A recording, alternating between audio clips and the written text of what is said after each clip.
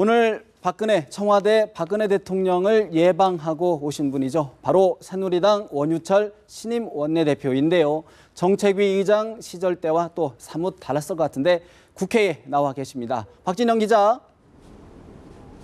네, 현장 인터뷰. 오늘은 새누리당의 신임 원내대표 원유철 원내대표와 함께 이야기를 듣는 시간을 마련했습니다. 대표님 안녕하십니까? 네, 안녕하세요. 반갑습니다. 네, 먼저 신임 원내대표에 선출된 걸 축하드립니다. 네, 감사합니다. 네. 오늘 오전에 새누리당 지도부와 박근혜 대통령의 이제 회동이 있었습니다. 네. 코피 이야기 때문에 상당히 분위기가 좋았다고 하는데 어땠습니까? 예. 오늘 청와대에서 우리 새누리당의 김무성 당대표님 그리고 저하고 우리 김정은 정책위 의장하고 대통령을 예방해서 이런저런 말씀을 많이 나누는데요. 그 코피 얘기는 사실 제가 지난 2월 달에 정책위 의장으로 선출이 됐을 때 네. 그때도 청와대에 예방을 갔었거든요. 그때 제가 코피 얘기도 그때 했습니다. 무슨 얘기냐면 지난 대통령 선거 때 제가 재외 선대위원회 위원장을 맡았어요. 재외 동포들 투표하는 거에 대한 책임을 맡았죠. 아무래도 해외에서 선거 활동을 하다 보니까 몸이 좀 고단했죠. 그래서 그 재외 선대위원장으로 활동하다가 그 선거 때 코피를 흘린 적이 있다. 이렇게 이제 그 우스갯소리로 좀 했는데 뭐 재선거 때도 코피 안 흘렸는데 대통령 선거 때 코피 흘렸습니다. 그랬더니 막 웃으시더라고요, 그 당시에. 근데 이번에는 이제 원내대표로 다시 인사를 드리는데 앞으로는 이제 민생과 경제를 살리는데 제가 코피를 쏟겠다. 민생과 경제 살리게 열심히 하겠다는 뜻을 말씀드린 겁니다. 예. 그렇다면 오늘 회동으로 이제 당청 관계 회복의 신호탄이 쏴졌다 이렇게 봐도 됩니까? 예, 이 당청 간의 소통과 협력이 매우 중요한 시점이지 않습니까? 그래서 당정청 간의 여러 가지 형태의 회의가 앞으로 활발하게 열리고 또 협의가 진행될 것입니다. 말씀하셨으니까 이제 당정청, 특히 고위당정청 같은 경우에 회의를 조만간 빠르게 잡겠다 이런 얘기가 있었는데 그렇습니다. 혹시 이번 주 안에 열립니까?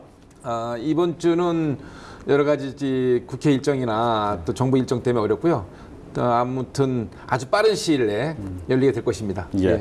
아마 다음 주 정도 열리지 않을까 그렇습니다. 또 예상이 좀 될 것 같은데 문제는 이제 그 회동 이후에 바로 김무성 대표의 단독 회동이 또 있지 않았습니까? 약 20여 분간의 회동이 있었는데 어떤 얘기가 나왔을까요? 글쎄 그거야 제가 알 수가 없죠. 두 분이 하신 말씀이니까 제가 말씀드리기가 좀 그러네요. 알겠습니다. 그 부분에 대해서 나중에 또 얘기를 해주시고 또 한 가지 이제 경제인 사면과 관련해서 이제 건의를 드렸다라고 이야기를 하셨습니다. 근데 야당 입장에서는 경제인의 특혜가 되면 안 된다라는 또 입장이 있지 않습니까? 이 부분은 어떻게 생각하십니까? 이번 사면은 대통령께서도 말씀이 계셨다시피 국가 발전과 또 국민 대통합을 위해서 사면을 하시겠다고 말씀하셨지 않습니까? 금년이 이제 광복 70주년을 맞는 매우 뜻깊은 해입니다. 그리고 박근혜 정부 출범하고 나서 사면을 한 적이 한 번도 없습니다. 3년차 접어드는 시점에 하는 거죠. 그래서 물론 이제 가장 주안점을 두는 그 사면 대상은 그 생계형 범죄로 그 사면 복권이 필요한 분들, 대개 보면 많은 서민들이 그 해당이 되겠죠. 그분들을 이제 대상으로 해서 1차적으로 사면의 그 폭을 대폭 확대할 예정 같은 생각이 들었고요. 이왕에 이번에 뜻깊은 해에 사면을 하는 시점에 폭넓게 좀 통 크게 사면을 했으면 좋겠다라는 건의를 드렸고 우리 당에서는 경제 활성화라든가 또 경제인들의 적극적인 경제활동 참여를 위해서 경제인들도 포함해서 사면했으면 좋겠다라는 건의의 말씀을 드렸습니다. 발등에 떨어진 불 하면 추경안 통과가 될 것 같습니다. 추경안이 이제 약 12조에 달하는 규모가 있고 24일까지 통과시키겠다. 이 두 가지 목표를 갖고 있는데 야당에서는 좀 생각이 다른 것 같습니다. 이 두 가지 중에서 한 가지를 우선 선택해야 된다 그러면 어느 걸 선택하시겠습니까? 글쎄요. 이번 추경은 그 메르스와 또 이 가뭄을 극복하기 위한 추경이 아니겠습니까? 그런데 이 메르스와 가뭄에 대한 그 사후 조치라든가 또 피해 보상이라든가 이런 것도 물론 필요하지만 메르스와 가뭄이 후폭풍이 아주 간단치가 않습니다. 특히 그 소상공인 또 중소기업자들이 많이 어려우시고요.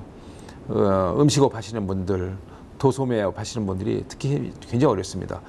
더욱이 청년 일자리도 아울러서 같이 지금 많이 더 잃어가고 있어요. 10.2%나 그 이번에 청년 실업률이 나타났지 않습니까? 사상 최고로 이제 나타나고 있는데 그래서 메르스 가뭄의 극복은 물론이고 특히 서민 생활 안정 그리고 경제 활성화에 이번에 추경이 투여가 되는 것이 좋겠다. 그래야지만 진정으로 이 어려움을 극복할 수 있지 않겠습니까? 네. 그런 차원에서 또 추경은 타이밍이 매우 중요합니다. 적기에 적소에 추경에 대한 통과가 될 경우에 이제 투여가 돼야 되는데요. 예를 들면 지난번 메르스 사태 때도 초기에 정부 대응이 제대로 이루어지지 않아서 호미로 막을 것을 가래로도 못 막았다라는 부정적인 평가가 있었지 않습니까? 따라서 이 사후 대응만큼은 하루빨리 네. 적기에 시급하게 좀 이루어졌으면 좋겠다는 생각을 가지고 있습니다. 결국 두 가지 중에서 양보할 수 있는 건 없다라고 예. 얘기를 하신 것 같습니다. 네, 두 가지가 다 돼야지만 네. 시너지 효과가 있습니다. 예를 들자면 의사가 처방을 할 때 두 알을 처방했어요. 이 두 알을 다 먹어야지만 우리 신체에 회복력이 생겨나고 병이 다 낫는데 둘 중에 한 알만 먹으면 그 약의 효과가 있겠습니까?